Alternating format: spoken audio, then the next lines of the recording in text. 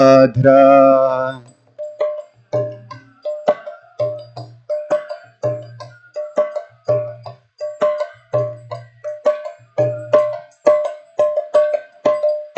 Jaya Jagannath, Jaya Jagannath, Jaya Baladeva, Jaya Shubhadra.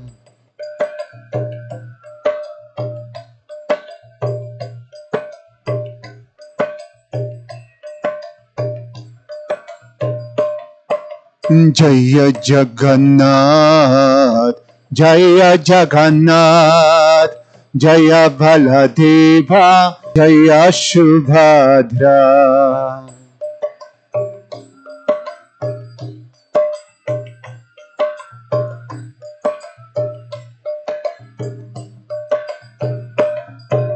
Jaya Jagannath, Jaya Jagannath, Jaya Baladeva, Jaya Shubhadra.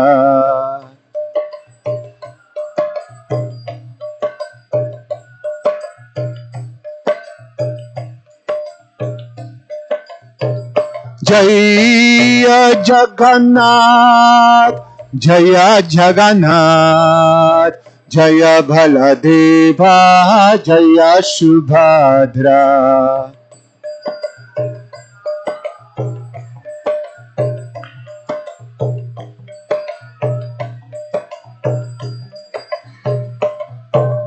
Jaya Jagannath, Jaya Jagannath, Jaya Baladeva, Jaya Shubhadra.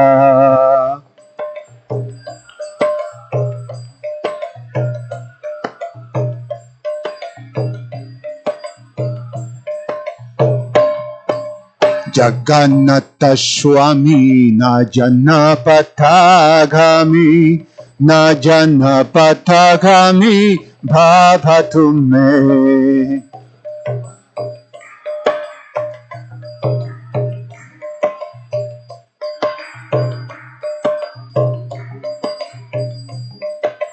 Jagannatha Swami na Janapatagami, na Janapatagami bhavatu me.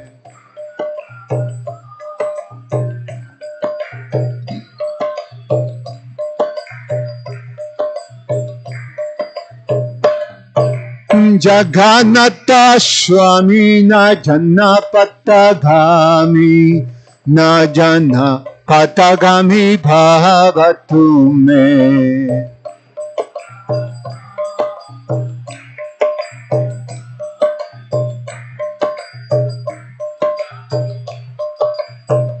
Jaya Jaya Jagannath, Jaya Jagannath, Jaya Baladeva, Jaya Shubhadra.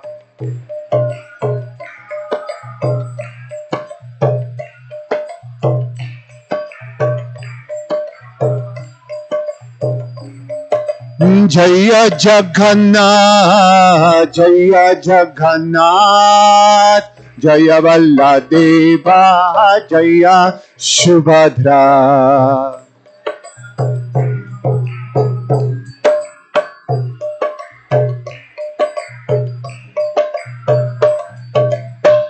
Hare Krishna, Hare Krishna, Krishna Krishna, Hare Hare, Hare Rama, Hare Rama, Rama Rama, Hare Hare.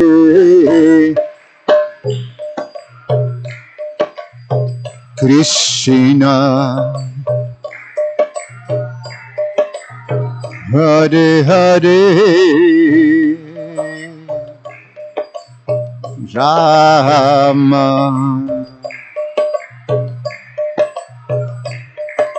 Hare Krishna, Hare Krishna, Krishna Krishna, Hare Hare, Hare Rama, Hare Rama, Rama Rama Hare Hare Hare Krishna Krishna Hare Hare Rama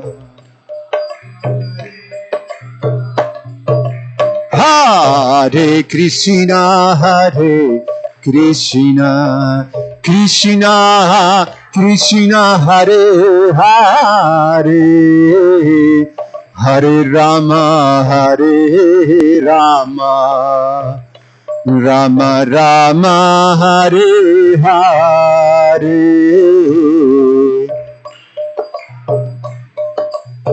Krishna Hare Hare Rama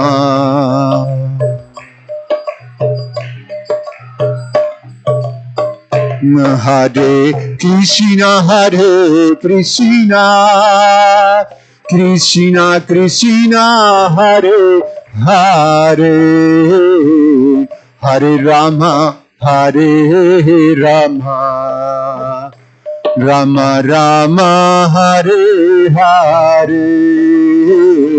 Hare Krishna Hare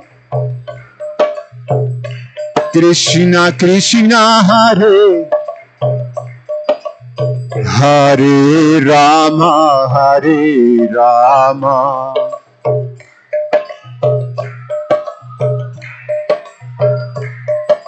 Hare Krishna Hare Krishna Krishna Krishna Hare Hare Hare Rama Hare Rama Rama Rama Hare Hare Hare Krishna Krishna Krishna Krishna Hare Hare Rama Hare Rama Rama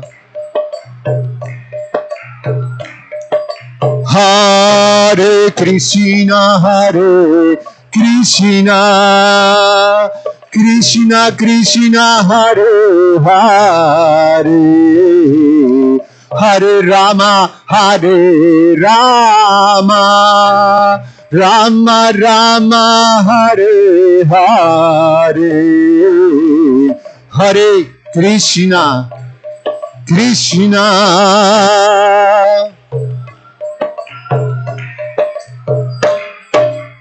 Hare Rama Rama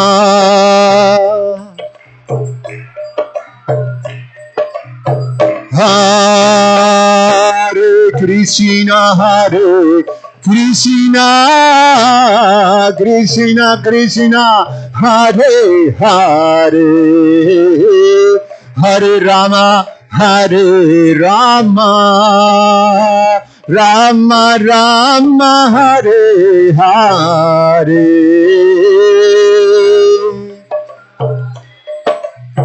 Krishna Hare Hare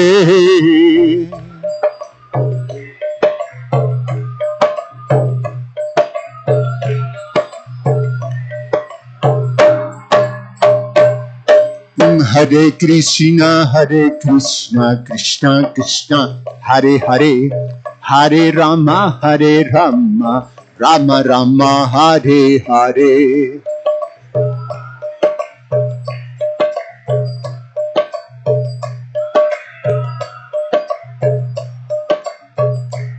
Hare Krishna Krishna Krishna Hare Hare Hare Rama Rama Rama Hare Hare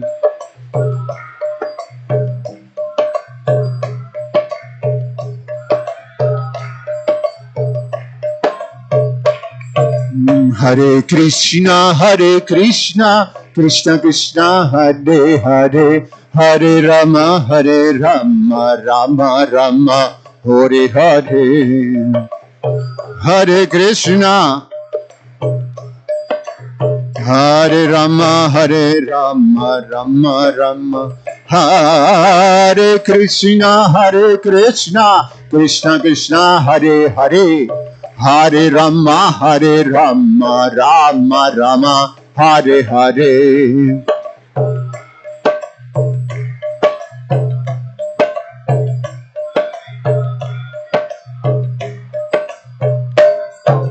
Hare Krishna, Krishna Krishna, Hare Hare, Hare Rama, Rama Rama, Hare Hare.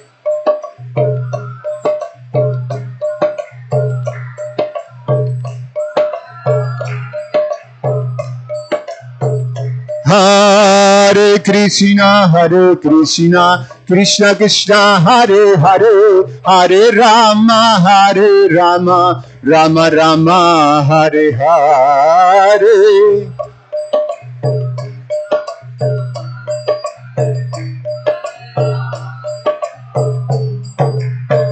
Hare Krishna, Krishna Krishna, Hare Hare, Hare Rama, Rama Rama, Hare Hare.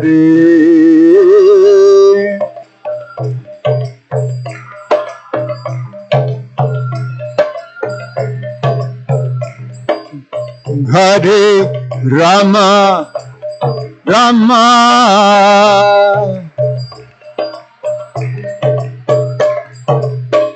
Hare Krishna,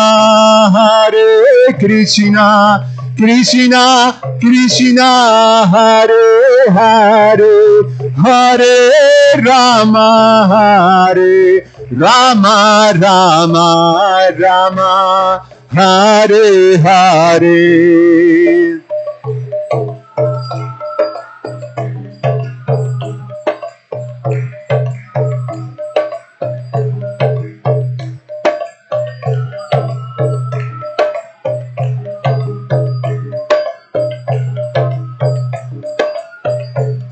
Hare Krishna, Krishna Krishna, Krishna Hare Hare,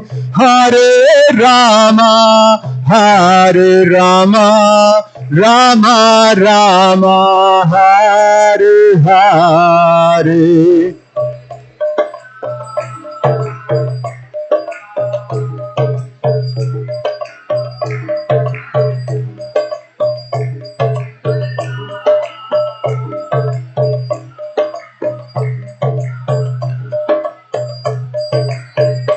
Jai Jaya Kishore Kishori Jaya, Kishore Kishori Jaya, Kishore Kishori Jaya, Sri Radhe.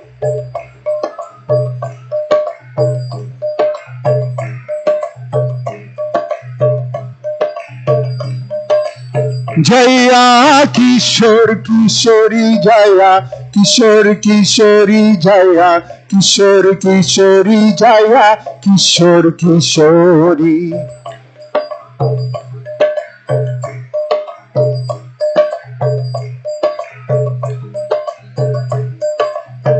Jaya Gauranitai Jaya, Gauranitai Jaya, Gauranitai Jaya, Gauranitai.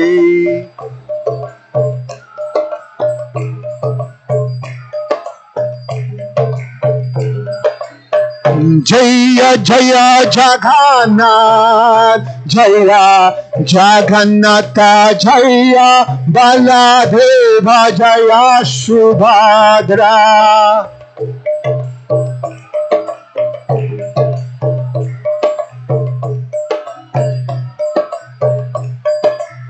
Jaya Jagannatha Jaya, Jagannatha Jaya, Baladeva Jaya Subhadra.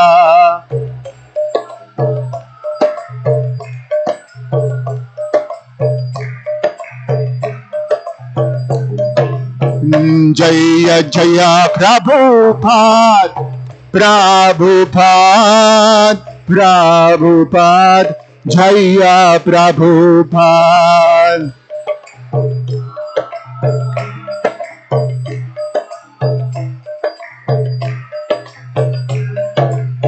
Jaya Jaya Prabhupada, Jaya Prabhupada, Jaya Prabhupada, Jaya Prabhupada.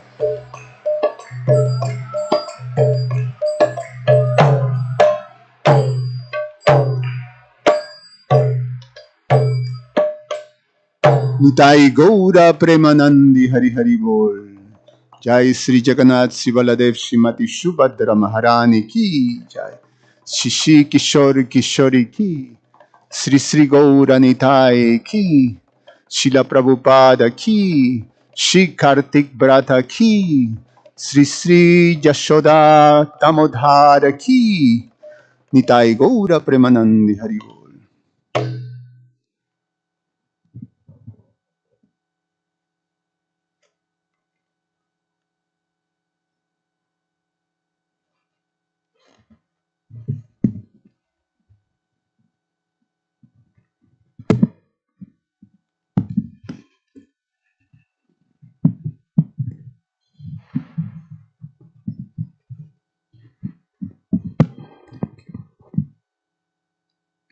Hare Krishna. So thank you so much for being here with us this afternoon. As you know, we are here together to celebrate the life of our good friend Murari Chaitanya Prabhu. Murari Chaitanya Prabhu, as you know, passed away on Thursday morning, the first day of Kartik month. So that was a very, very auspicious departure for him. And as a devotee has mentioned, that his Easter day, Lord Jagannath, managed it in a way that he lives on this auspicious day. So this is an opportunity for us also to say a few words about Murari Chaitanya Prabhu, your personal experiences with him, some memories which you would like to share about him. We have some time, but I would request please be brief. Sometimes one gets carried away when one is speaking, especially on these matters, and especially when we are talking about a person with whom we may have had a very, very long association. So be a little brief, but at the same time, share something which will be of interest for everybody. Thank you so much. So anybody would like to volunteer first? What's gonna suggest? Okay, there's a suggestion here. Okay, go ahead. Hare Krishna, everybody. So we thought to play a recording of His Grace Murari Chaitanya.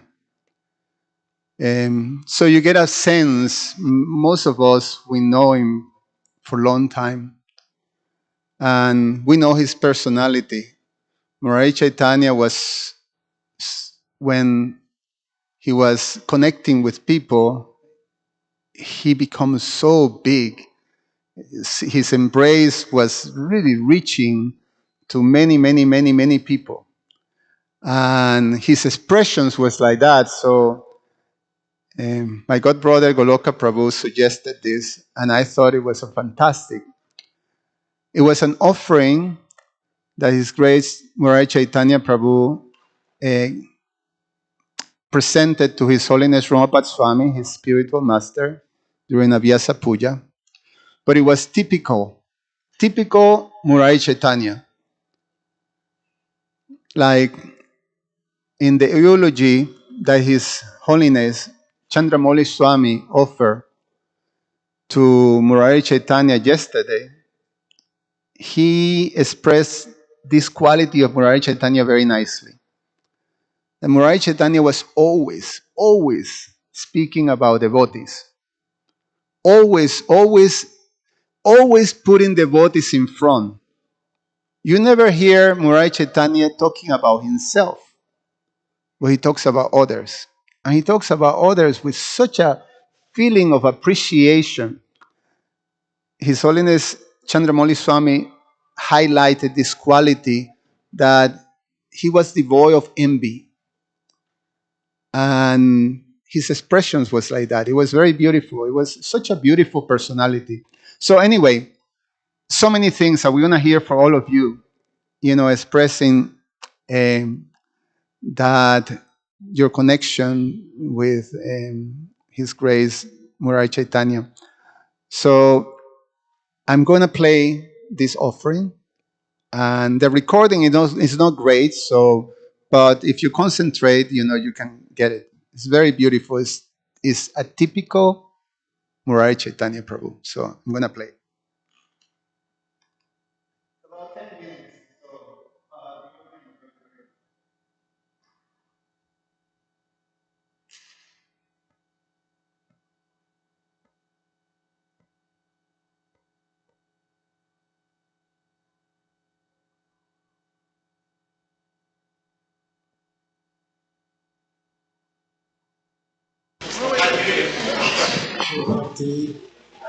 Swami iti namine. Do I speak in this one? Yeah. Ah, well, of course, I'd like to give all praise, all glory to Prabhupada Swami, of course. I'd like to start by asking each one of you if you can remember where you were in 1996. As I look around in this auditorium, I see everybody, all these faces, a lot of new faces and old faces. But where were you in 1996 when we really needed you? Okay? There wasn't so many of us. And I remember making all those journeys with Prabhupada Swami, going to every town and every village in neighboring Chicago, building and working, cultivating devotees. Now, I look at this whole scene for the last couple of years, really, and I really want you to know from the depths of my heart that it wasn't always like this. There were very difficult times. And show your scars. What? Show them your scar, your battle scars. Well, Haridas Thakur. Yeah. But you have more scars than I do. Because this was a hostile environment, and Maharaj had many, many obstacles to overcome. And the only reason why I will get up here and I had to say these things is because Maharaj persevered. He was my inspiration because I read Prabhupada books before I came into the temple. And I have to admit, I didn't see what Prabhupada was talking about in his books, always in this temple. Maharaj was the only one who had a vision for where he wanted this temple to go. And there were other people who had a different vision, and it wasn't Maharaj's at all. So it was like fighting tooth and nail. But Maharaj, through his perseverance and his love for you, love for Krishna, love for Prabhupada, that he kept going. Now, to say that, I want you all to know that right now, this is the best this temple has ever been.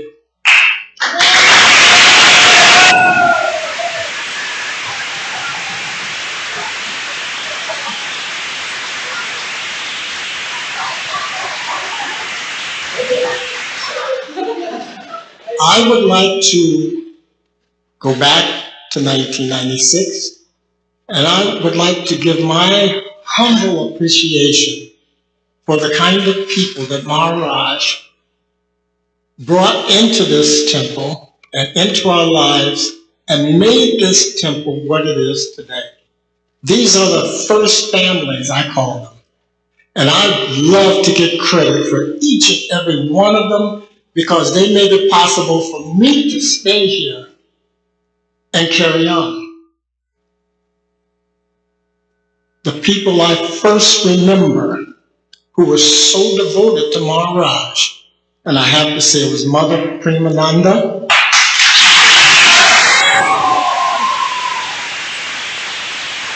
and the entourage, because he would come, he was always leading the kirtan, and boy could he lead a kirtan. And he taught most of the devotees how to really play the madanga in an ecstatic, wonderful way. Mother Premananda was the only one at that time bringing Maharaj his prasadam all the way from Naperville. That's what kind of environment we had. It was kind of hostile. And she would make sure that Maharaj ate well and healthy every time he came to Chicago. And my hat is off to her. I don't know if she's here or not, but she's here. And we'll go to that too. And following in his footsteps is their son, Makunda. He's taken over his father's position as a great singer, great madonna player. I mean,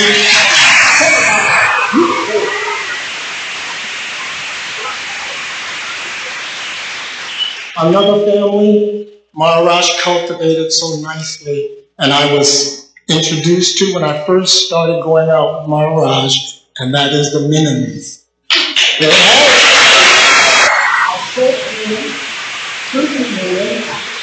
and there are three lovely daughters who grew up to be an asset to this temple. I could mention them all by name, but I got to get on with this. Now, the next family that came into my experience was Sanjay and Rekha Jayawala, because they would come to the meetings at the Menon's house, and well, they became president of the Napier Temple, all that. But I seen them from the very beginning, wondering about, what is this Krishna conscious thing? What's going on here? And Maharaj cultivated them and their children, and look at where we are now. But these are the families on which we stand on their backs. They're the ones that held it together so that we have a nice place like this to come to and be happy, enjoy a great fellowship. There's lots of love. And let me tell you, it was quite a change from what I came into. And I take my hat off to these people. Now, to carry on, I won't forget the guitars. I have to say Goshen and Suresh guitar, but that's how I knew them. And they too were the backbone. They carried the ball for us. Maharaj cultivated them so nicely, and they stayed with us all this time. And of course, Vishwakarma, Mother Rohini, they've been cooking since day one. Mother Rohini has been making all the best garlands in the world.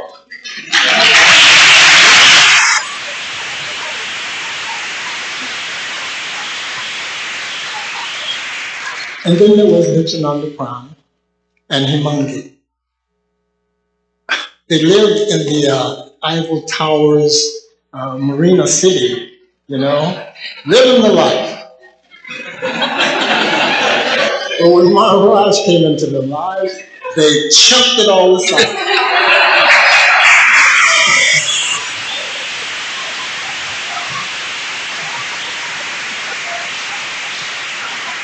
Then there's Mamarichi, Leela then there's Madhu Mangala and his wife Pimarasa, And then there's, oh yes. Now, Maharaj has been doing all these wonderful things in just Chicago.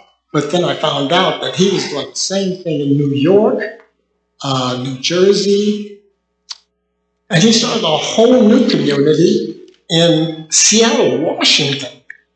I remember we had some people, I think in Naperville, who moved to Seattle, Washington, and he actually went all the way out there to stay with them and cultivate them. Now it's a big growing community out there. And I'm going, wow, what Shakti this man had. You know? Whoa.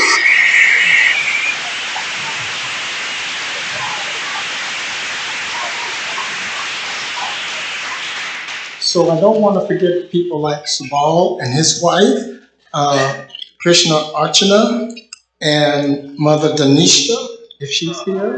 These are the kind of people in New York. They come to support us all here in Chicago. And then there's Rati and his family. Rati's out there, he is. Yeah.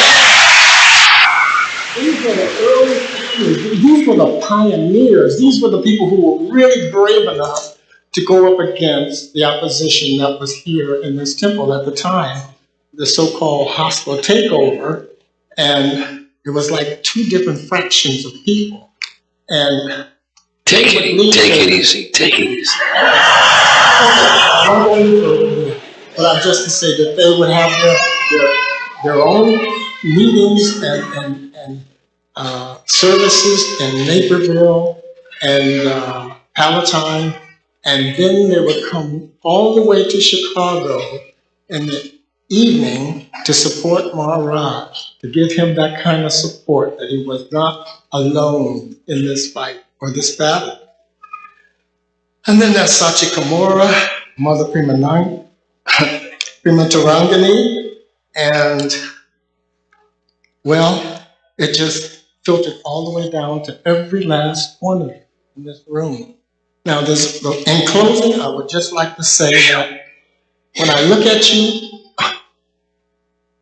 Maharaj even went to China, okay? He went to China, you know?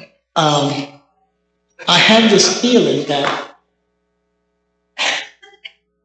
when this room was empty, or not so full of us devotees, and I remember asking Maharaj, could you please make me some brothers and sisters because I'm alone up in here, you know? And when I look out here and I see this all the time, I know in my heart that Krishna has chosen each and every one of you, and that he sent Maharaj out to gather you up. He sent him to nurture you and cultivate you and harvest you and bring you home for the feast.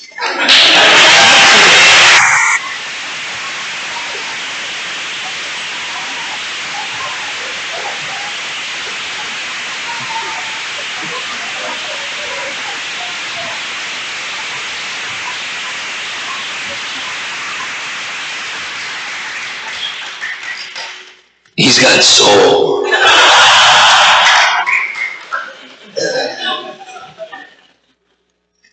Next. Yeah.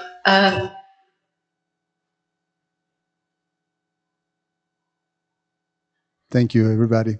His Grace Murari Chaitanya Prabhu Ki Jai. Raraman Prabhu, you can invite the devotees now. Well, I know some devotees has written something, or asked. There's Shankar Pandit Prabhu. We just ask to keep it again. Remind you to don't go over 5 minutes, so everybody can go. Thank you. Yes, I get. Okay. Thank you.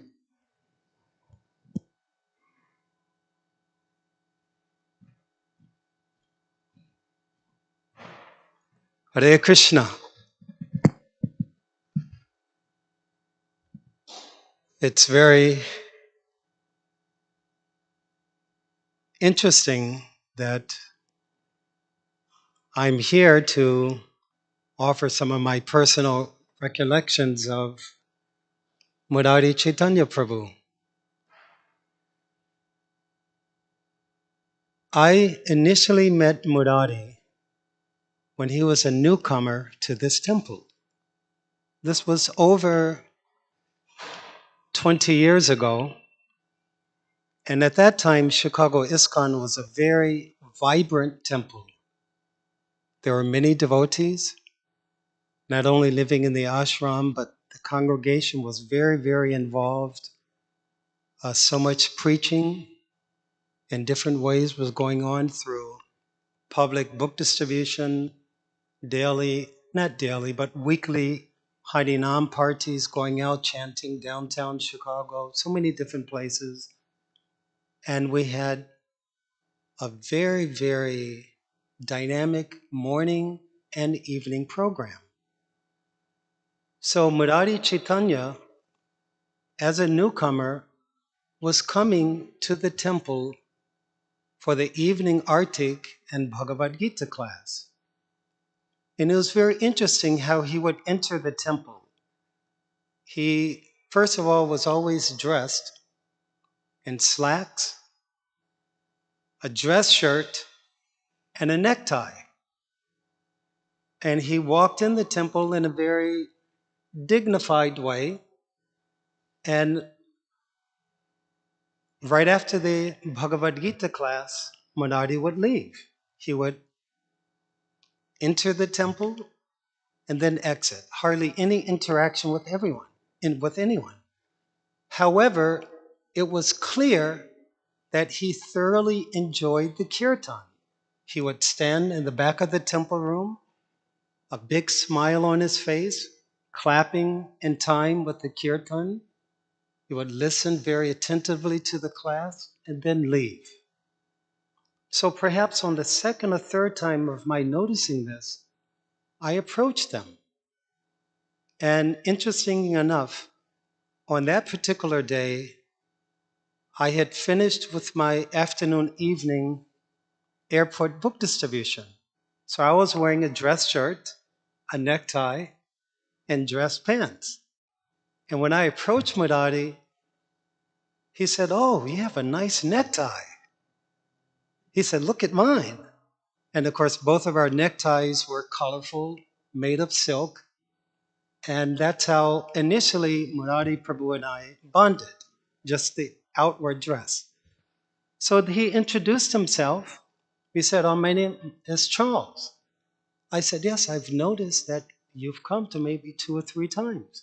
He said, "Yes, I'm a manager of a video store and I have to look very professional. That's why I dress like this and I very much enjoy the programs." So he told me how he came in contact with ISKCON, which unfortunately I don't remember because Murari had dabbled in yoga, meditation, so he was extremely open-minded towards Vedic culture. Somehow or other, he found out the temple location, started visiting.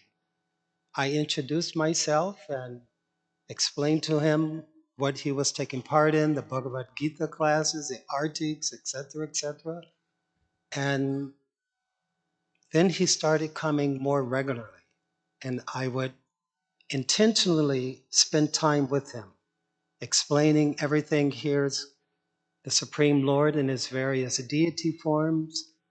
I gave him books, prasadam, flower garlands, which he greatly appreciated. Then, as the months went by, Murari Prabhu started coming regularly. He hadn't moved into the temple or anything, but he was coming many, many days a week, Sunday feast, sometimes even the morning programs, deity greeting, Bhagavatam class, and you could just see his enthusiasm. And I was thinking, he is certainly a devotee. Now, it is quite interesting, Murari was already in his latter 50s. He could have been even 60, but he was already much senior, just coming to the temple. So on one occasion, he confided in me, he said, "I would really like to practice Krishna consciousness full time. So, not knowing his material situation, I said, well, Krishna consciousness can be practiced under any condition. I said, the Srimad Bhagavatam says, ahotiki aparati hata. There's no material obstruction to one's practicing Krishna consciousness. You can chant Hare Krishna at home. You can worship Krishna at home. You can do so many devotional items in your home. He said, no, I would like to move into the temple. And I thought, considering he's already much more advanced in age, I said, well, consider it. Consider it. Weigh out your various options and everything. Because we never discussed what his marital status was or what other responsibilities other than working. But every time we would meet at the temple, it seemed like his desire, his enthusiasm to move into the temple was intensifying. He said, I want to practice Krishna consciousness full time, like all of you. Of course, I wasn't living in the temple at the time, but I was connected to the temple management. And he said, but I want to be like you guys. He said, look, he told me his age, and again, he's around, 5-minute mark. Give me 2 more minutes. So Murari Prabhu said, he said, look, Shankar, this is my age. And again, it was around 60 or so.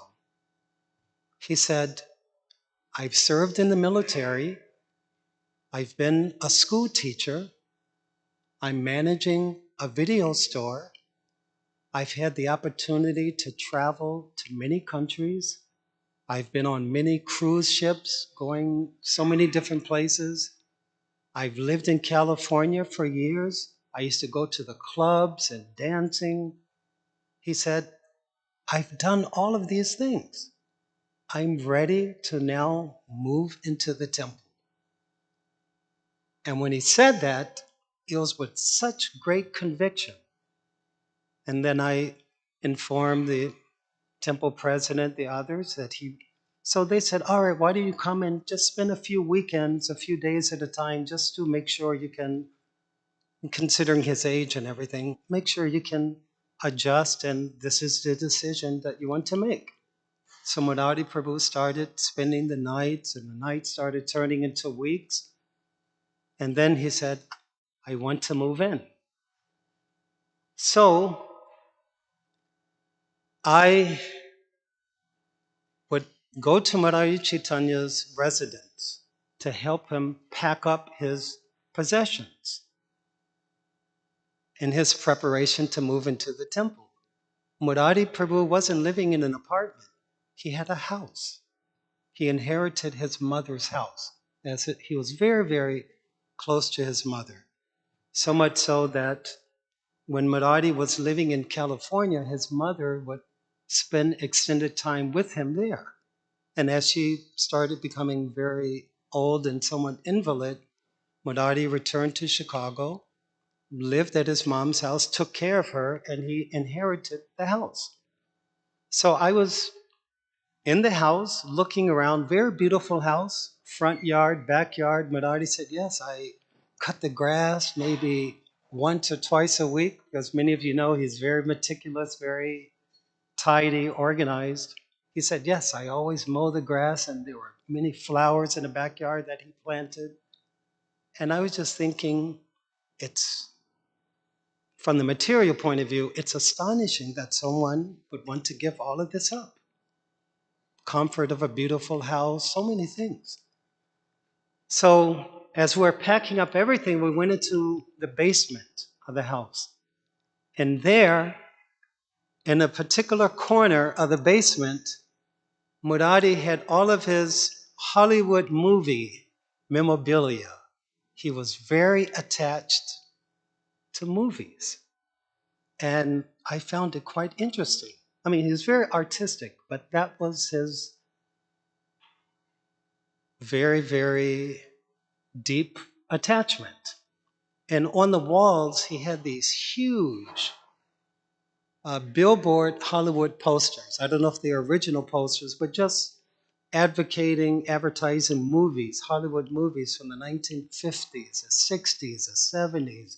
And he was very proud of that. And he had many, many movies alphabetically categorized. Very interesting. So even though we're packing up so many of his possessions and all of that, when he was showing me all of his Hollywood movie memorabilia, he said, boy, this is going to be hard to get rid of this. And he distributed to his relatives, friends, things like that. Uh-oh, now Suval's saying, now I'm way over time. Okay, I will just end with two more things. So, as we know, Murari Prabhu eventually moved into the temple. A year or so later, when it was time for him to take first initiation, he pulled me to the side. He was very, very nervous, even though, of course, he was living in the temple following the principles, but he was very, very nervous. And I said, why are you so nervous? He said, because what, and this was like 3 days or so before the actual initiation ceremony. Murari said, I'm nervous because I know I have to shave my head. I said, yes. Because at that time he didn't have a completely shaven head. He would keep little hair, like many devotees do. And he said, but I found out from Brahmapad Swami and others that I have to shave my head completely, clean, freshly shaved. And I said, well, why are you nervous? It's hair. It comes and goes. It'll grow back. He said, well, I have, yeah, if any of you know, Murari had some skin discoloration on his head, like birthmarks, but different colors. So he was a little self-conscious of that. And he said, so I'm nervous about shaving my head on account of that. So I said, I'll tell you what, Murari, to give you confidence, I'll shave my head because I had hair at the time. I was living outside, working, and doing devotional service. I said, I'll cut my hair and shave my head. He said, you really would do that for me? I said, yes, if it were to give you some confidence for your initiation. So sure enough, a day before the initiation ceremony, Murari and I were upstairs in the men's ashram bathroom, cutting and shaving each other's hair. Okay, here's the last thing. And of course, Murari, after the initiation, grew his hair again. He didn't shave too much after that. Here's the last story. Yes, I know. I'm way over time, and I apologize, Subal Prabhu was saying, because I know all of you have many things to say. Yes, yes, and I'm sorry. Well, should I narrate this one last story? It will take maybe 1 minute. It's up to all of you. All right, thank you. Some of you may remember Vamsi Dadi Prabhu, Indian Bhaitis from Orissa. He was classically trained as a singer, and he lived in Chicago ISKCON as a brahmachari for maybe 2 or 3 years. I think Balaram Prabhu, you may remember him. Excellent singer. So when Vamsi Dadi Prabhu was still a newcomer to America, living in Chicago ISKCON, he had the opportunity to go to Los Angeles Rath with some of the other devotees. So he was very excited to go. So Vamsi Dari, Murari and I were taking breakfast prasadam, and Vamsi said, Murari, what is California like? What is Los Angeles, California like? And Murari, of course, have lived in California for years. He said, oh, it's fantastic. Palm trees, warm weather, people are very friendly. So then Vamsi, with his accent, he said, oh, I'm looking forward to going. He said, Murari, I heard that they have very nice beaches there. Murari said, what? They have nice beaches. And Murari looked at me and he whispered, did he say what I thought he said? Because again, Vamsi, he was very excited. Murari, I hear they have very beautiful beaches in California. And Murari's eyes got big. He said, Shankar, did he really say what? I said, I understood the accent. I said, beaches, right? Vamsi, you like to swim? Yes. So then Murari said, oh. Then Murari started laughing. Murari is very humorous. But again, it's very interesting that I'm able to offer some recollections of Murari and reconnected with his brother John. I met John during the early days, and so Krishna, Srila Prabhupada, very merciful to the devotees, whether they're in their physical forms or when they leave their physical forms. So, way over time, sorry. Hare Thank you Krishna. so much, Prabhuji. Hare Krishna. His Grace Murari Chaitanya Prabhu Ki Jai. Invite Jitendra Prabhu now. He has had the pleasure of spending a very, very long time. They had a long association. And by the way, Shankar Pandit Prabhu, thank you so much for sharing, so many aspects of Murari Chaitanya Prabhu's life with which many people here were not familiar. So thank you. And I'm sure we are going to hear a little bit more from Jitendra Prabhu now. Thank you.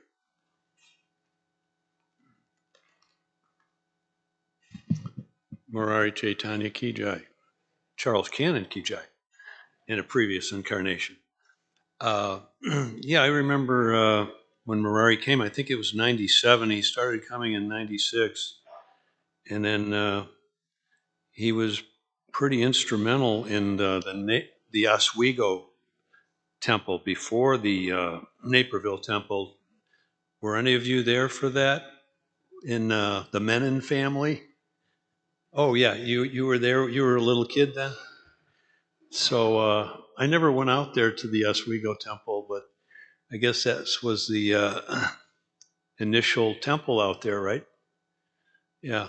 So I know he was pretty busy with that program, and Maharaj was he was the main speaker, the MC. But yeah, Murari and I are not from the same. Well, we're from the south side, not far, a few miles from each other. But I had been over to his place, which was not too far from where we used to buy liquor when we were in high school. We had fake IDs and we would go there, and I often told Murari, I said, well, this is where I started with alcohol. And he said, oh, yeah, I remember that bar. It was right down the street from him. It was called the 19th Hole, but on a mundane level. But anyways, he told me that he went to school on the south side, and then I forget, it was Hubbard or Harper High School or one of those high schools. And then he started teaching high school in San Francisco. And he had, some good experiences with that. And I guess he was able to deal with them. And then he was in the Air Force, and he went to the same college that Nityananda Pran went to down in Texas. So they had a immediate, camaraderie there. But Nityananda Pran and Murari were very close, and then he was close with a lot of people, very personal. And he would always get me the information, please, almanac every year. And then just toward the end, he started asking for COD. Before he gave me the book, he wanted the money up front. But before that, it was all gifts. So I didn't understand that. But anyways, I paid him for that. And, but he was always had a wide variety of literature. And when you go to his room, it was like going into a different realm. He was always very hospitable and welcoming. But So those are some of the main things I remember. And of course, he was very, very attached to Lord Jagannath and Romapad Swami. But and he was our treasurer too at one time. He would do a lot of paperwork with Jyotir Maya, who passed away, I think, in 2017. But they were pretty close. But he was in the office quite a bit, you know. But anyways, 1997, I think, was when he came. Is that correct? Around that time, you know. And he was a kind of better late than never. I think he was in his 50s when he came, but you know, he just fit right in, you know. But anyways, that was my appreciation of him and some of my memories. But I'm sure there's other people that have different relationships. But mine was, you know, we would always reminisce about the past and stuff like that. But Murari Chaitanya Ki Jai. Hare Krishna. Yeah. Thank you, Jitendra Prabhu. When I started coming to the temple, I had the opportunity to learn so many things from Murari Chaitanya Prabhu. And one thing which he shared with me as we started, he was sharing when he started. And he says he was told that you do whatever you want to do in the temple, but don't take up the job of an administrator or a treasurer. And he said, I'm doing both. So, but he did both the jobs very, very perfectly. He was like a perfectionist. I would now invite Balram Prabhu to say a few words, his own experiences with Murari Chaitanya Prabhu. Thank you.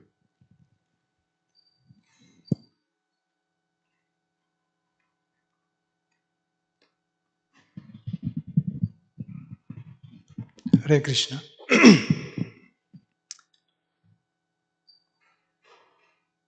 As I was reflecting on what Shankar Pandit Prabhu was sharing, I remember I first met Murari Chaitanya Prabhu sometime around December of 1999, and it was very interesting how I met him. At that time, as Shankar Pandit Prabhu pointed out, this whole community there were so many devotees in the temple, the congregation.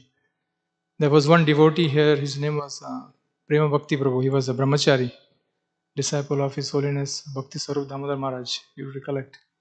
He was very active in doing yoga retreats, especially over the weekend.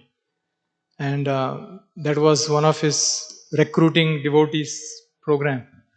I happened to just come one weekend, and somehow he got hold of me and he said, if you're doing a yoga retreat, why don't you come and join us? So my first question was, is it free? So I had just come from India. And he said, yeah, it is free, but you need to go and register your name with one devotee. And he pointed me out to one devotee, and it was somewhere around the same place, or maybe it was in the office here, I don't remember. Murari Chaitanya was standing, and he took my name and details, and he said, you are signed up for this yoga retreat. That was my first interaction and meeting with him. But after that, I started coming here, and I saw him on few occasions. But when he found out that I moved close to the temple, he somehow became a good friend, and then he gave me an advice. He said, since you're living close to temple, why don't you come to temple every day for Mangalarti and the other programs? And he said, especially it'll be good if you can dress Srila Prabhupada.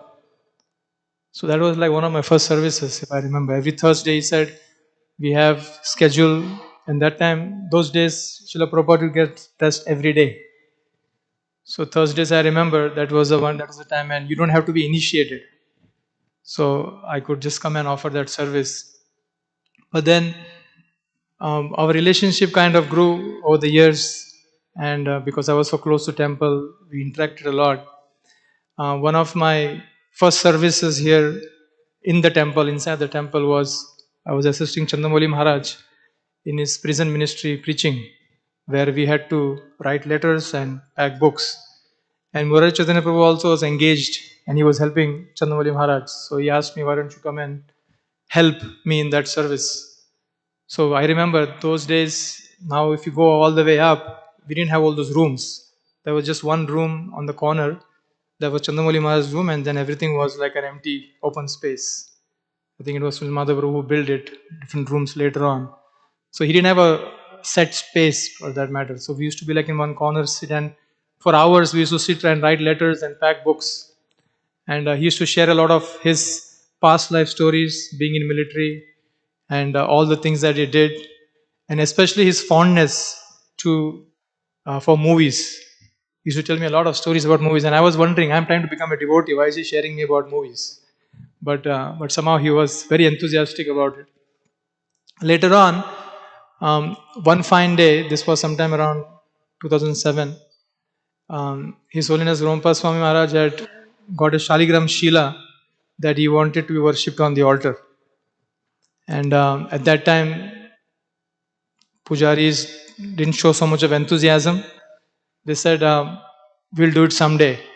So that Shaligram Shila ended up with Murari Chaitanya Prabhu, and it was in his room.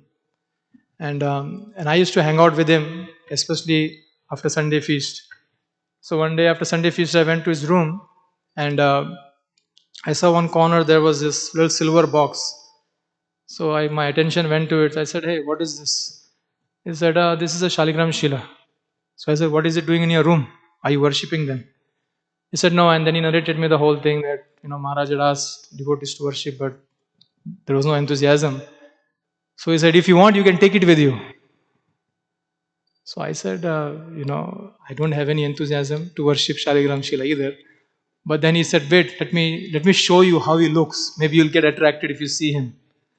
So he got the box close to me, opened it, and when I saw the Shila, it was very attractive. So I very hesitantly I said, "You can check with Maharaj. If Maharaj gives his blessing, then I will take home." And I was almost positive that Maharaj would not let it, because it was supposed to be worshipped on the altar. So I went, and then the next Sunday when I came in, he was looking for me, a Sunday feast. And I was somewhere, I don't know where I was. So somehow, and devotees kept telling me, he said, "Hey, Muraj was looking out for you." So I somehow got hold of him, and then he took me to the room, and he took the Shaligram Shila and put it on my hand. He said, "Maharaj has given his blessings, you can start worshipping him." And I was very grateful because it was through him, and I still worship them. They are Varadev, Shaligram Shila. I think this was in 2007 when I got it, and I still have them. Every time I worship them, I do remember him. On another occasion, when he was getting older, in his room, he used to have Jagannath, Baldev, Subhadra, Mani deities. I don't know if how many of you remember. They were a good, not as big as our deities, but a little smaller. And he worshipped them in his room. But after some time, because of his ill health, he couldn't worship. So one day he said, "Hey, you want to take Jagannath to your home?" I said, "Prabhu, you already gave me a Shaligram Shila, and I have Jagannath at home. What I'm going to do with this other set?" But interestingly, he said, "It would be nice if you can find some devotee who can worship them." So there was one devotee couple who were in touch with me, and when I mentioned it to them, they were very happy. And I still remember the day the deities were leaving him from his room. He was very sad. He was extremely sad to see Jagannath, Baldev, and Subhadra leave his room. But then I said, "Prabhu, you don't have to give it to anybody. You can still worship them." I still remember he said, "It's best because Jagannath likes to eat. Jagannath is the eating god." He said, "Whatever little fruits I used to get, I used to serve him. But it would be nice if some grahastha takes good care of him and they can feed him nicely. So it's best that they leave. But I'm just feeling sad that I had them with me for so many years. I would like to continue to serve, but knowing that some devotees will worship them nicely and feed them is very happy." As most of us know, he was very, very attached to Lord Jagannath's service. And especially pretty much in his room, his gadgets, everything had Jagannath on him. He was obsessed. I remember after every festival, that was one of his service. He used to dress Jagannath. And while the kirtan is going on, he used to stand there and for hours, literally stand there and just gaze at Jagannath. I remember in one festival I went close to him. I said, "What are you looking at? Are you looking at the deity because you dressed, or what is that?" I remember he mentioning that I am looking at the deity to see did I make any mistake in putting his crown or something, because so that next time when I go on the altar I can correct it. So that's how meticulous he was um, in his service. He was obviously very clean. I used to spend so much time in his room. Just a few weeks before his passing, Kishore and I went to see him in the hospice care. He couldn't speak much, but he acknowledged, because I went close to him. I said, "Do you recognize me?" Because I couldn't tell. He was just looking at me, but then he acknowledged, and then we still remember when we were leaving. He put his hand up and he whispered, saying, "Thank you very much for coming to see me." That was his last words to me. Always grateful and always very cheerful and always willing to help. I know he'll be dearly missed. His grace Murari Chaitanya Prabhu ki.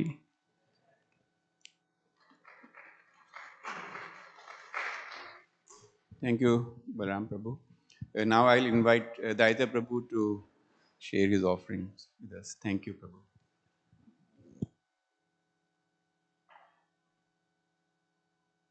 So, yeah, I knew Murari. I think I met him in 2012 when I moved into the temple. It's very cool, unique person, very fun person to hang out with.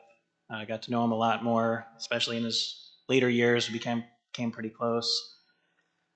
So, like, remember one of the first services that I had with Murari was I used to take him to the bank. We used to do bank runs, and then I also worked with Murari to make sure that all the temple devotees had all of their basic necessities. So he was one of the approvers of the temple, and so I remember one time I was being kind of stingy, and I was thinking that the temple devotees didn't need deodorant.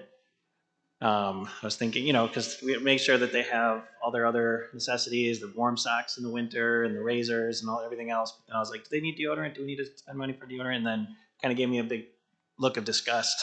It's like, what are you talking about? And then he overrode my opinion and ended up getting deodorant for all the temple devotees.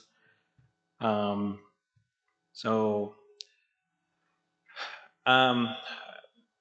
my wife and I Vladimir Shakti used to address the deities with Murari on the altar, and she told me that,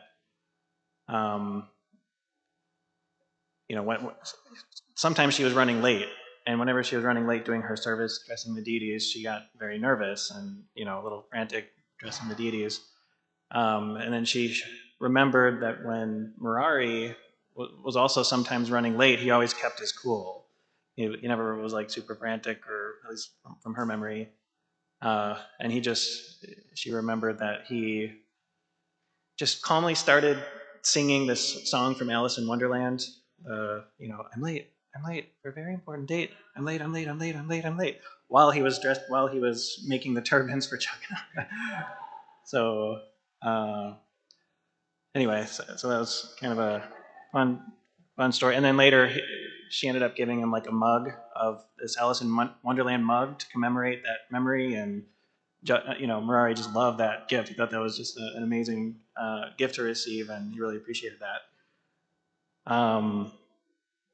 So yeah, I mean, Murari was super sweet, and he was so personable with everyone. He had this way of I don't know, also explaining things to people. So whenever he met someone for the first time, he always said, "Hi, my name is Murari.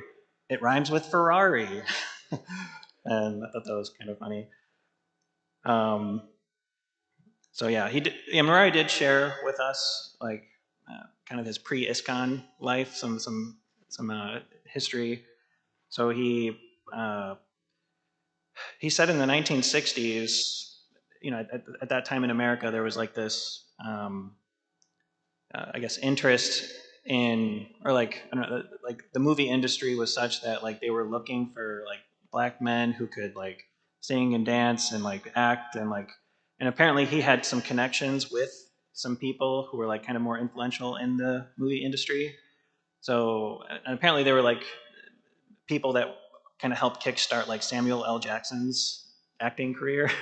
So he said like he could have if he wanted to like kind of gone that route and became an actor and because he also had that talent. He's a great singer and dancer, and he just kind of had these abilities. But he said he didn't want to become an actor because he didn't want to um, like lose himself, or like he didn't want to be acting in some other person's role and not realize who he was, and he wanted to live in reality, so he didn't kind of go down that path. And then another time he also had some period of his life he spent in the Lutheran church. So he got along well with the Lutheran church community, and then at one point he was friends with some Hindus, I think in Nebraska somewhere, and he remembers becoming really good friends with them. And then he asked his pastor, like, so my Hindu friends, they're really great people, like they're wonderful people, like what's going to happen to them? Are they going to go to heaven? And then the pastor was just like, I sure hope not. And then that kind of made Murari very sad, and that was kind of one of the impetuses for him to like kind of leave that church community and look other places. So yeah, Murari definitely had a sense of, well, he loved life. I remember when we went to New Zealand together. So he was in his 70s, and we went to New Zealand, and New Zealand's a place where there's lots of adventurous activities that one can do. And I remember he was more brave than all of us young kids that went with him. Because there was an opportunity when we went to New Zealand to go skydiving, and he wanted to go. And in the 70s, and and then we ended up not going because me and the others we just chickened out. We didn't want to go. But yeah, we did other pretty adventurous things. I mean, we went whitewater rafting down the largest commercially rafted waterfall in the world.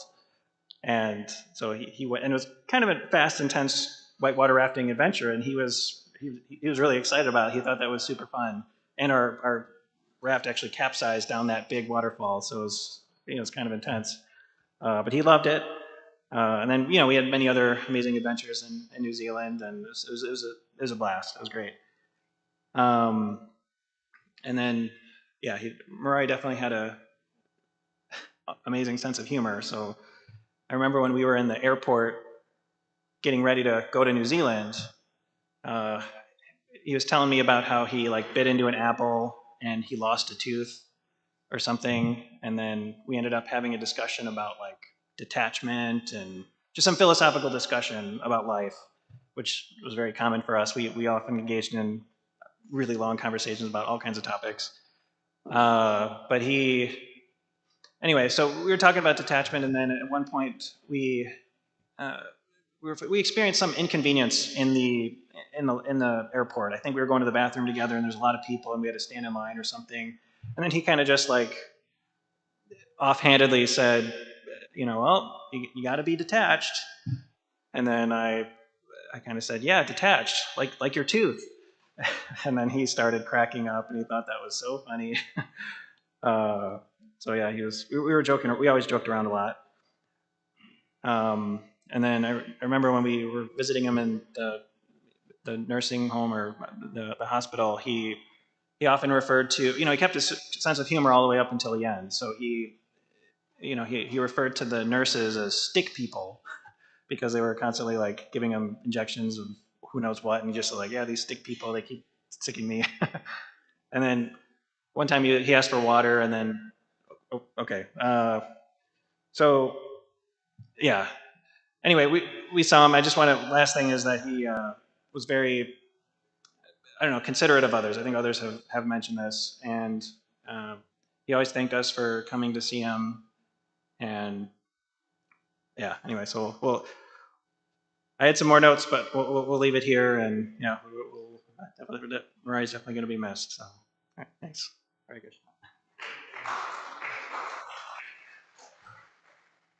Thank you, Daita Prabhu. I request Madhumangal Prabhu now to make his offerings. Thank you.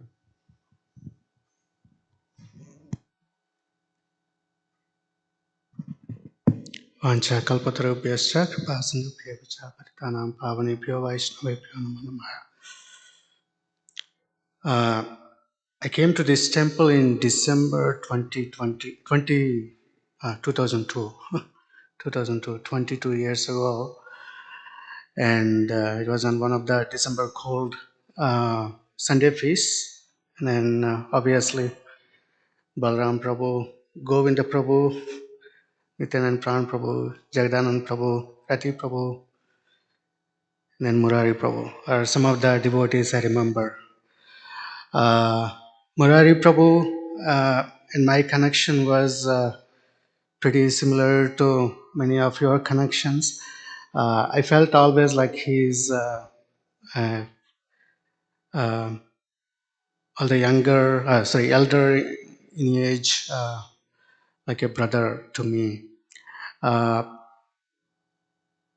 My service, as I was, similar to Balram Prabhu as he was sharing, in the beginning was as I was coming to the temple with a lot of devotees, Haridas Prabhu and many others, and my service, somehow Chandramauli Maharaj saw me and he said, ask Murari Prabhu, he will engage you in writing letters to the prison ministry. So I kind of followed in the footsteps of Balram Prabhu. So I started writing those letters, and then Murari Prabhu was there. It was all the way up. It's nothing like this. That place is something with Jagannath all over. You can see Jagannath, Jagannath, Jagannath, all the four corners.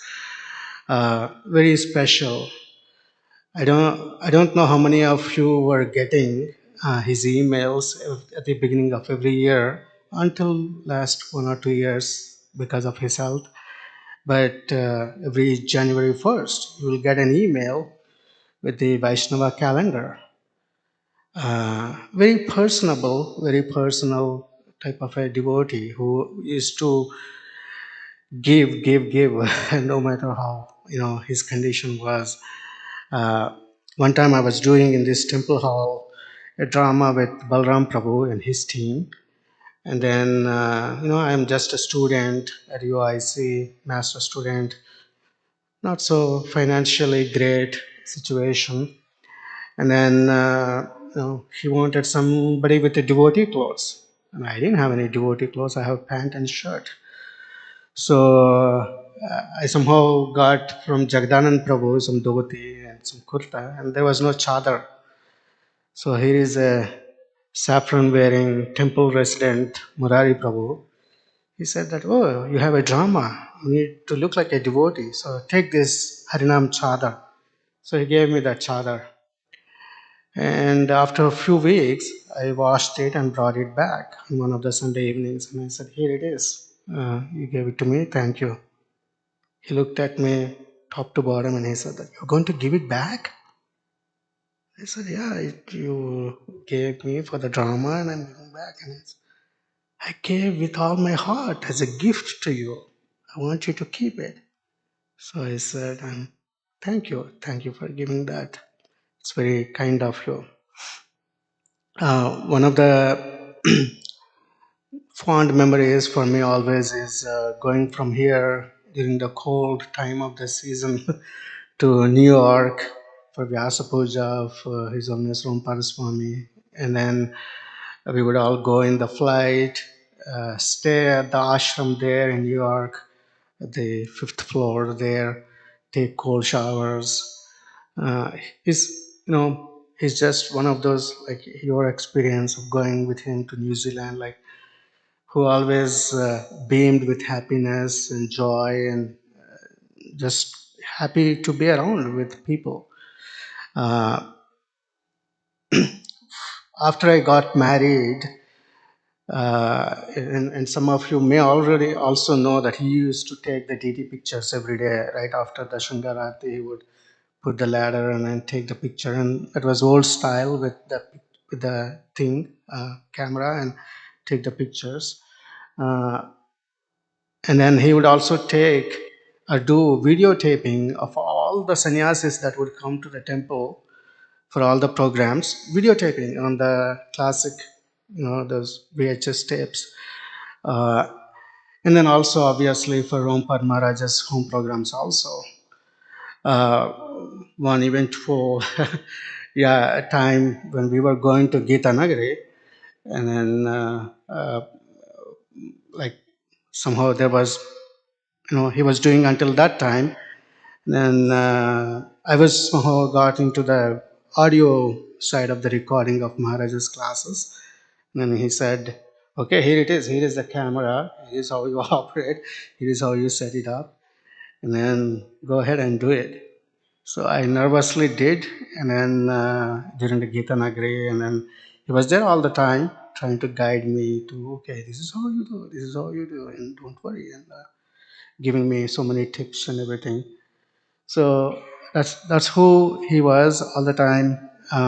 One of my core memories is as a person, he would give embrace, a hug, and then sometimes it would take a lot of time, and I would feel like maybe it's uncomfortable or maybe it's awkward. Maybe I should release and then step out. And then he would even tightly hold, and then even longer. So that's how he was, always very personable and personal.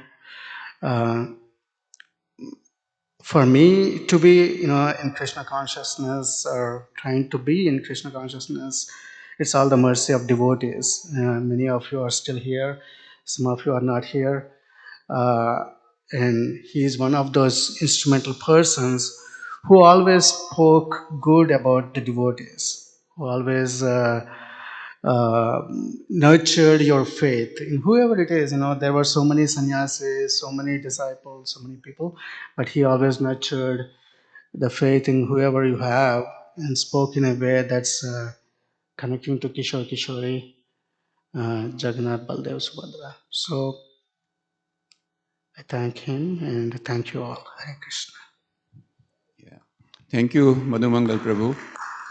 I know each and every one of you has so much to share. You have so many memories. But because of shortage of time, I would request you to kindly make your offerings little brief so that others also get to share something special. So next I will invite Goloka Prabhu to make his offerings. Thank you.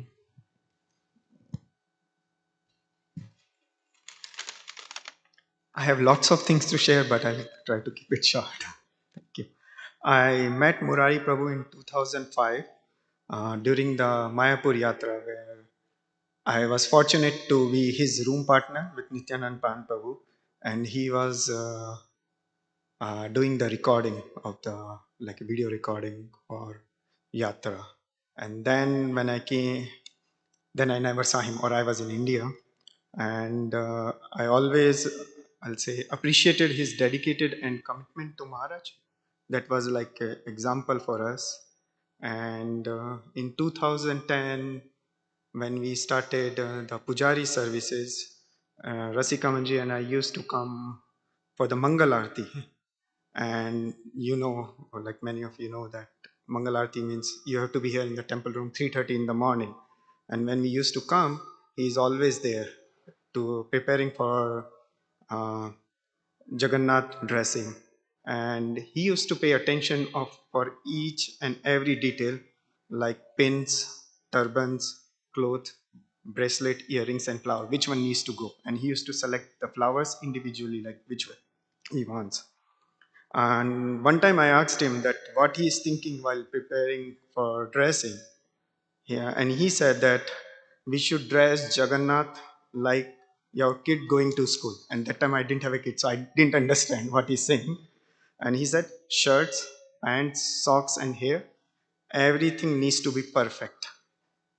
And that's how I'll say his mood was there. He used to dress Jagannath like his kids, always.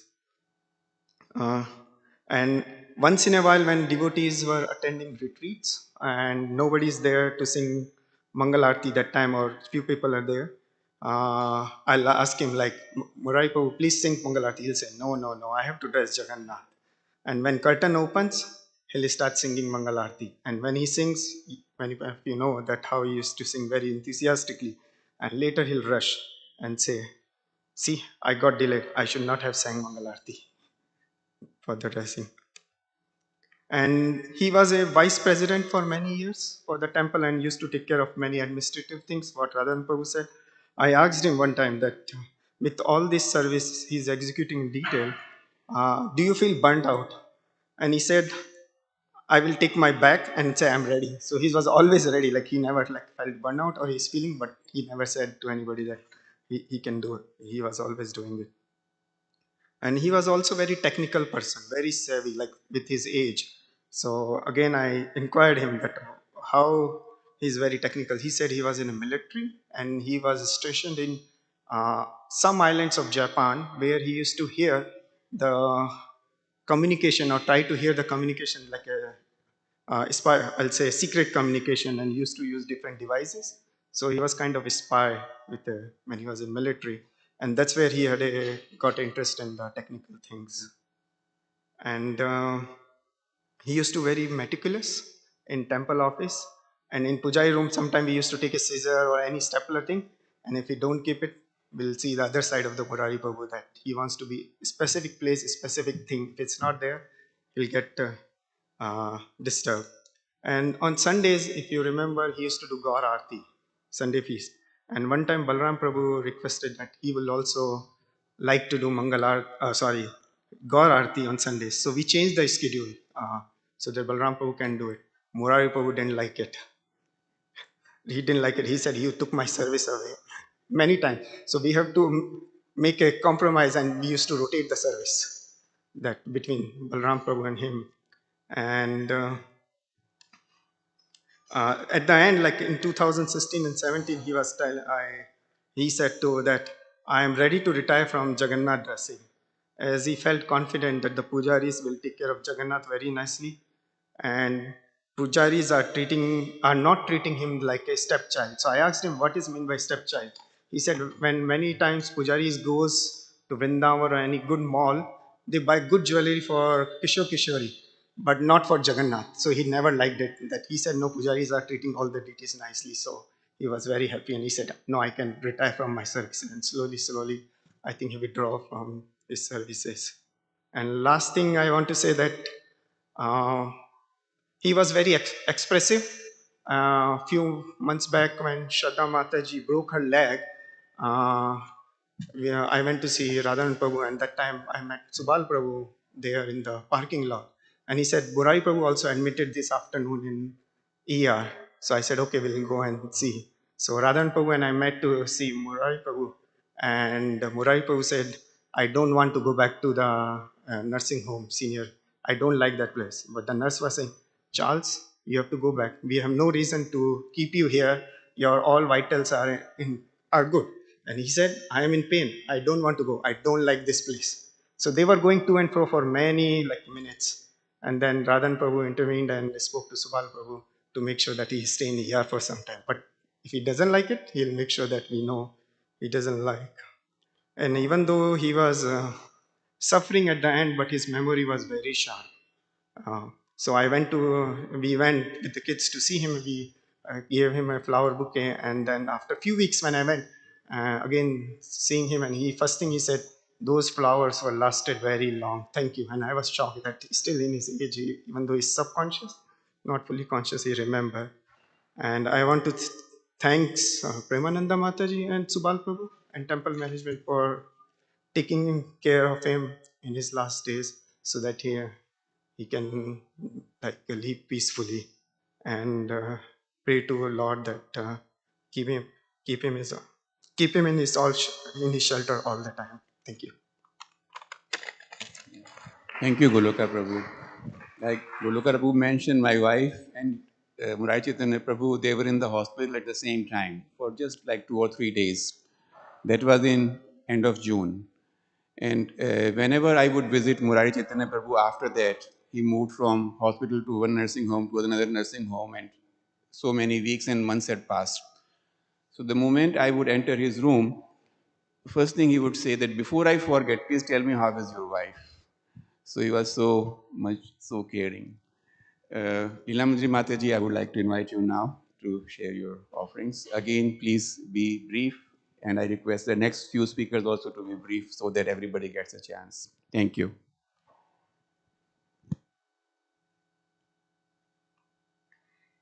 Thank you so much for giving me this opportunity to speak. So, the first thing that I remember about Murari Prabhu was we didn't interact much because he was a brahmachari, and like we were taught strictly, you don't speak to men. Like, that was a thing when I was getting trained in Krishna consciousness.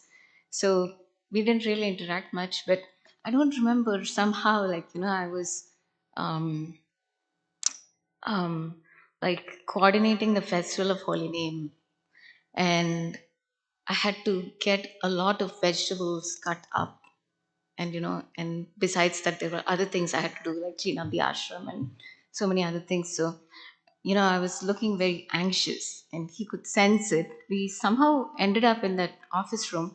He looks at me and he says, kind of like he senses my thing, and so I said, oh, there are so many things to get done, and this and this and this. And then he goes, but this is not your problem. I was like, oh, really? And he goes, this is Krishna's problem, and he is capable. So, like, I felt like, his sense of dependence on Krishna through that little interaction. And I was with Jacqueline Mataji yesterday at the funeral, and she used a word which I felt like really described him. She said he was a classy man. And if I reflect back, I think that's the thing that like really describes him. He was a classy man in all the sense. He was very genuine, friendly, warm. His excellent handwriting and his smile, and like everything that he did was just so precise. Actually, it's very, very rare to come across a person whose consciousness is so refined, and that's how I felt about him. And he something also I noticed was he never complained about anything, because when things changed in the temple, and I knew that every day he would come and have khichdi, which Vishwakarma Prabhu prepared, and he really liked that khichdi. So it was decided that Kishore Kishori would not be offered khichdi. Instead, there will be dal, rice, and sabzi. As soon as that happened, I went to the kitchen and I said, like, can you please make khichdi also? So as soon as I said that, like, they said, no, no, it's not practical, this, that, and the other. So khichdi was not made. So, but somehow Murari Chaitanya Prabhu came to know that I was asking for khichdi for him.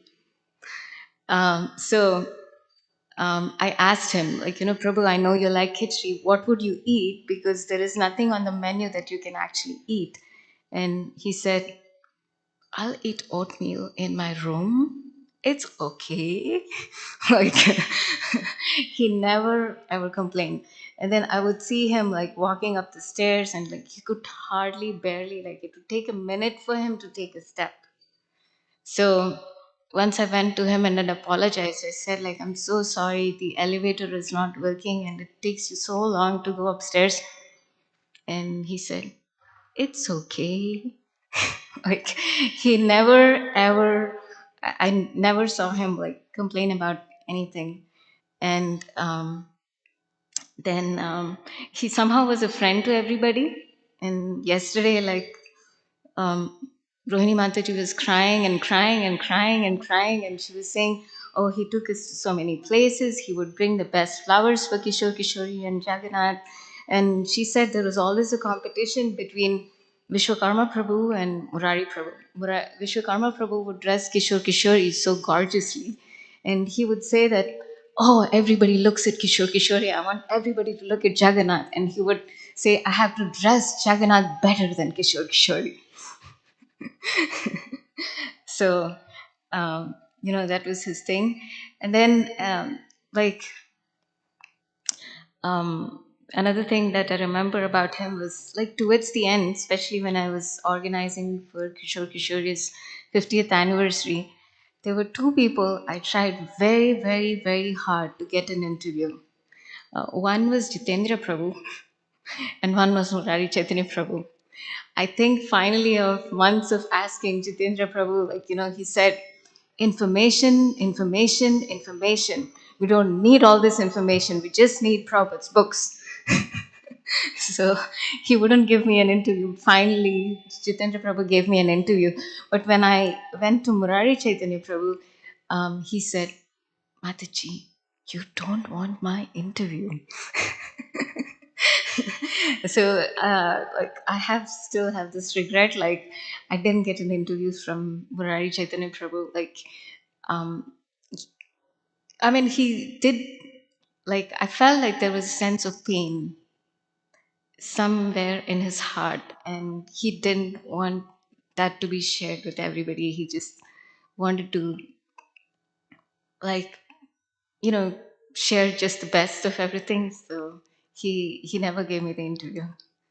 So, like, I feel very fortunate that although our interactions were very small, like, they were very deep. It left me with a feeling of, um, again, like, such a classy gentleman and such a fine devotee. Thank you very much. Thank you, Mataji. They were really very interesting incidents, some of them. Thank you. I would like to invite Sunil Madhav Prabhu, who also had the opportunity of working with Murari Chaitanya Prabhu for a long time, to say a few words.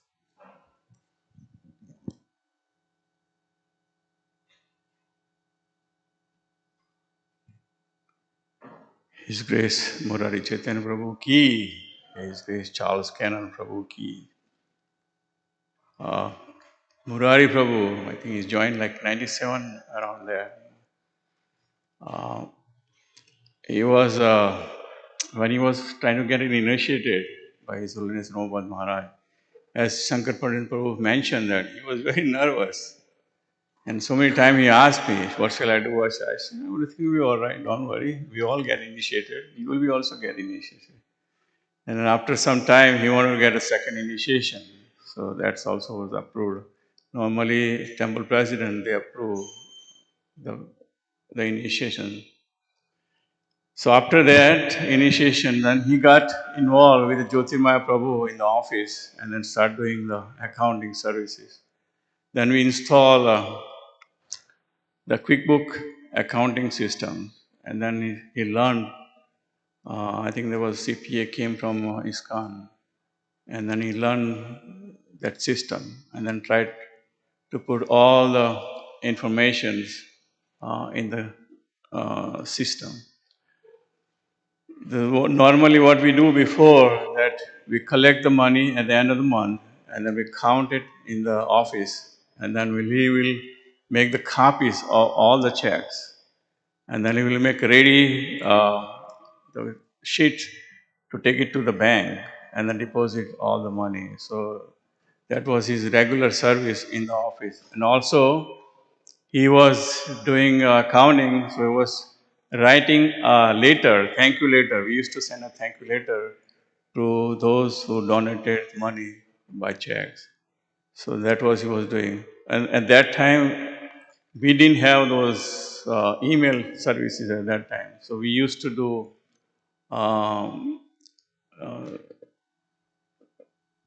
the letters, newsletters, and we'd send all the information about the next festivals are coming. And in that, there are so many. We have almost like I remember around 3,200 emails. That's we sorted out by the zip codes. So he was doing that service. He was sitting there in the office, and then like days and days he was doing that service. And sometimes he get tired. We had an office. Actually, I have office in Oak Park, and sometimes he get tired. He said, "Oh, I'm so tired." I said, "I am coming to your office." I said, "Please come." I will come there, and he won't sit there. He will start filing all my paperwork. I said, "That's good." And he learned that. And then we had office in Phoenix, Arizona. So sometime I visit there. So he said he wanted to go to Phoenix also.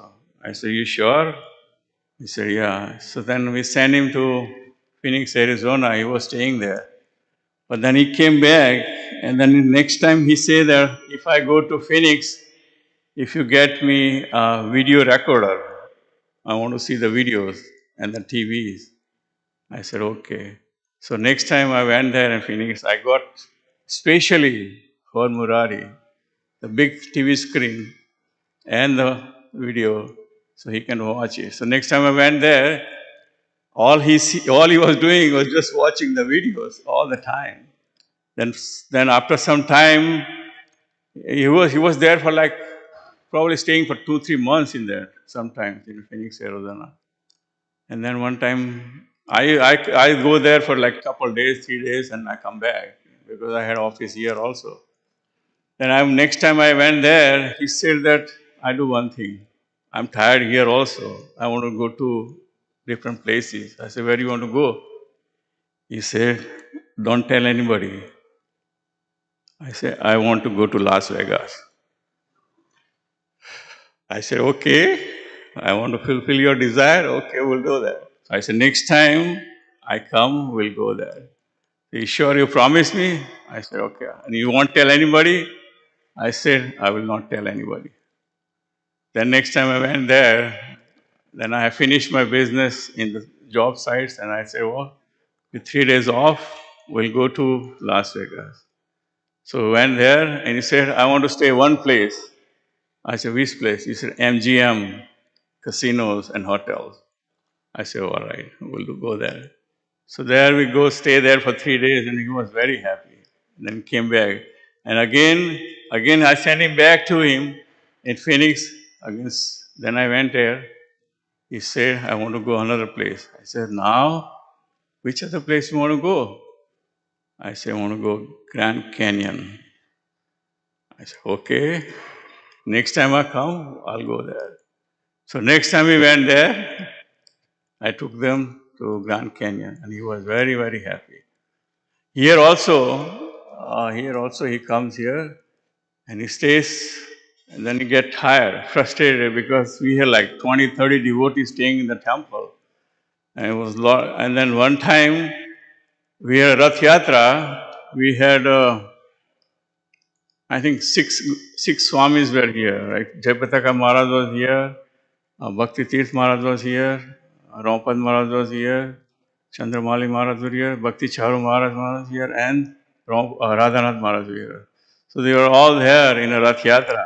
And he was going after each of them. He said, "This is 6 Goswamis has come in Chicago." I said, "6 Goswamis in Vrindavan, not here." He said, "No, we are so fortunate that these 6 Goswamis are here in our town and blessing us." I said, "We are so fortunate that these devotees, these Swamis have come and are blessing us." There are so many other incidents, but he was very particular about the accounting purpose. He was very particular about making the checks. When the bill comes, he will go through the bills and then put it on his desk, ask me to review it. I review it, and then myself and I think Jitendra Prabhu were the co-signers in the each check. So we check it, make sure, and we sign the checks, and he will mail it, all the checks as required, according to the time frame. And some other thing I think I remember that he was very particular about everything. He was dressing Jagannath ji and very particular about everything. And he was very fond of making turban. And he was become really expert in making turbans. for Jagannath Ji. So at this time, I would say that he has dedicated uh, most of half of his life for the service of Sri Jagannath Ji, and then give up his family life wearing a saffron and completely renounce from everything else. I think this is a great example for all of us that one day, like him, we have to give up this body. This body has to be given up. So, which body we're going to get it, that is very important. So, if we practice the way he practiced Krishna consciousness, where he is so much attached to Jagannath Ji, similarly, if we attach ourselves to one of these deities in the temple, we can go back to home. Thank you. Hare Krishna. Now I'll ask Naveen Krishna Prabhu, who has been in the ashram together with Murari Chaitanya Prabhu, to briefly say a few things. Thank you.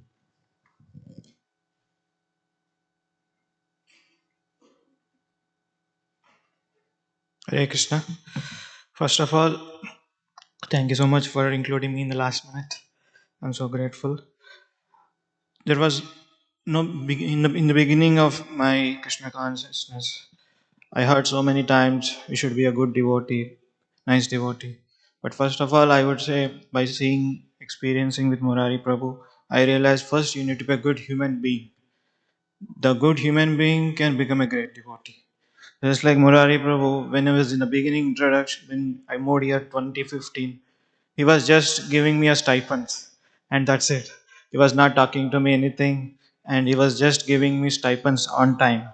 So he was so personal after spending many years, because we used to spend in the same floor, and he was so personal and he was so lovingly treat me. Whenever I go to him with some any help, he would definitely will do it. And he used to he used to take care of me like a grandfather. And this is very very nice, so personally touching to me, that like last year when I went to India, before going to India, he gave me some money. I remember my grandfather, like whenever I go to some new place or traveling, he used to give some money. Take, you need it, you might need it in traveling. So same thing I saw in this Murari Prabhu. So before I leave to India, I went and told him, Prabhu, I'm going day after tomorrow India. So he called me and he put some money in my pocket with lovingly, you might need it in India. So he was so personal, and he was so lovingly give so much care. And due to his health is not permitting for him to come down for attending morning program, though the elevator was not working, situation was so unfortunate. So still I went and talked to him, but he did not consider me as a temple commander or me as a temple authority or anything like that. First, he just considered genuinely I was asking. So that's why he was to come to Guru Puja, and he used to sit for Guru Puja, and he used to sit for the Bhagavatam class. Then he used to say, are you happy? Just because of me, he is coming. So he was so personally, I like him so much. And also in the last year when I was taking a saffron ceremony, for me, he don't have to come to downstairs, but he came on that day when I was taking saffron. So he came in saffron to encourage me. So this is my few realizations. Thank you so much for allowing me to speak. Hare Krishna. Prabhu, thank you for sharing your personal experiences. Govinda Prabhu, son of Vishwakarma Prabhu, he has sent some offering from India. So Val Prabhu is going to read it for us. Thank you. That would be probably the last offering before the Aarti starts.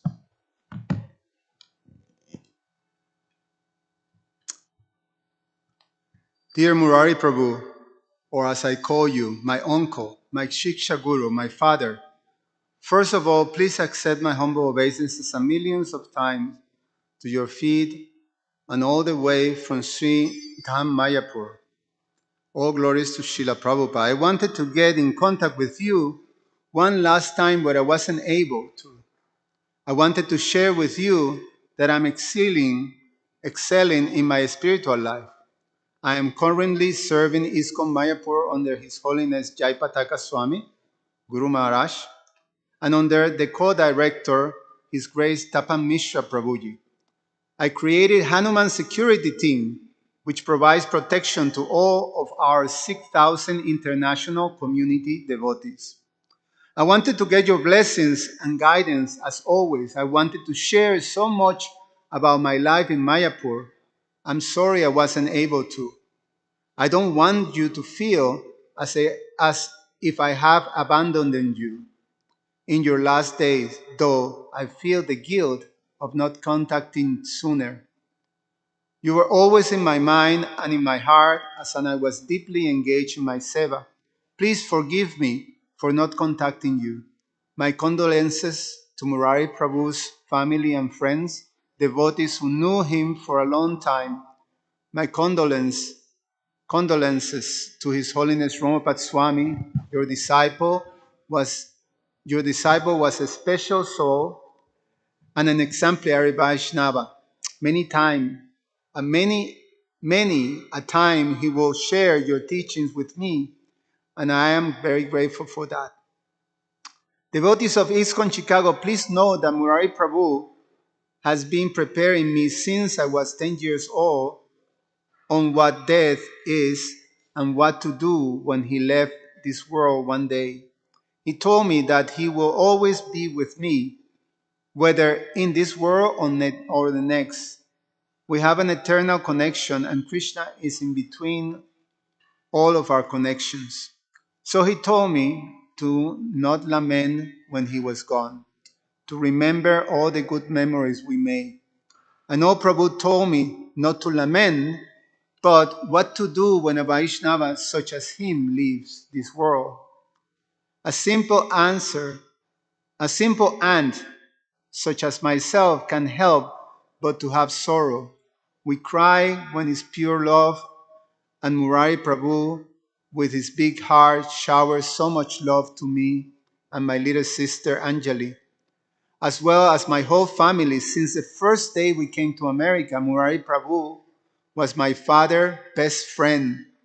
And when he passed, Murari Prabhu was hurt deeply.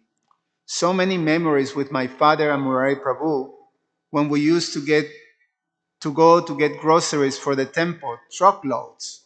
Every Saturday morning, after my father cooked breakfast, I would go to his room and we would explore the secrets of the universe by reading from the vast collections of books he had. He explained to me who Krishna was and our duties as servants to him in a way a child could understand. We will have endless conversations in which he imparted wisdom in my life. He taught me to be a gentleman. He taught he to find my way in America. He taught me to find my way in America. He encouraged me in my art. Then he will take my sister and I go to the movies.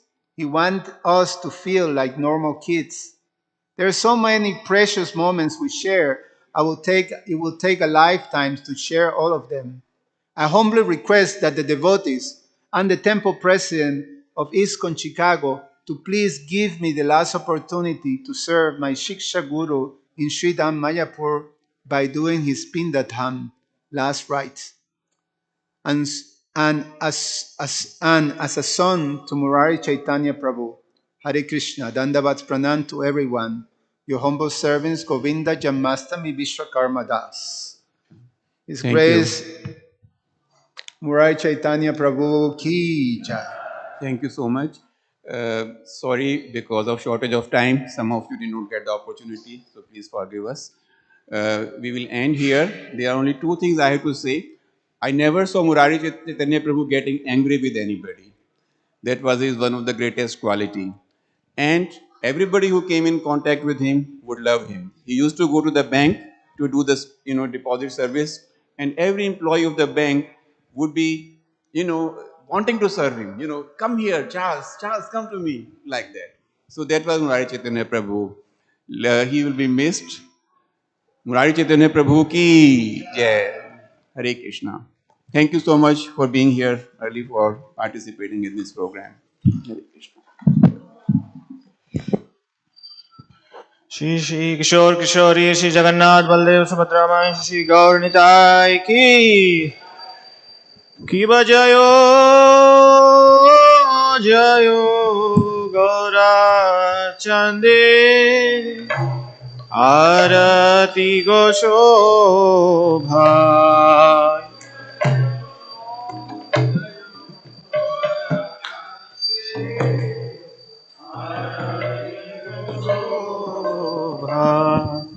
की बजायो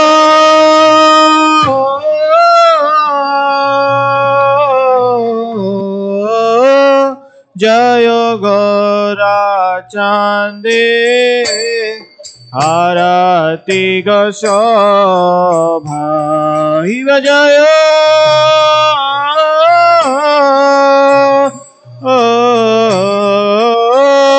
जय गौरा चांदी आरती गो शोभा जानवी टाटा माने जगमन लोभा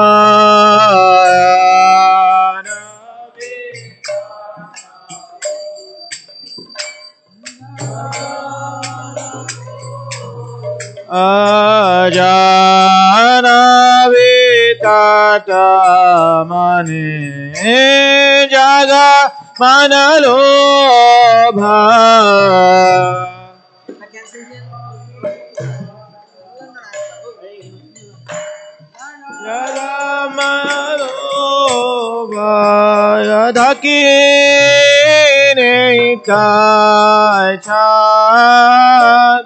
Mame gadadara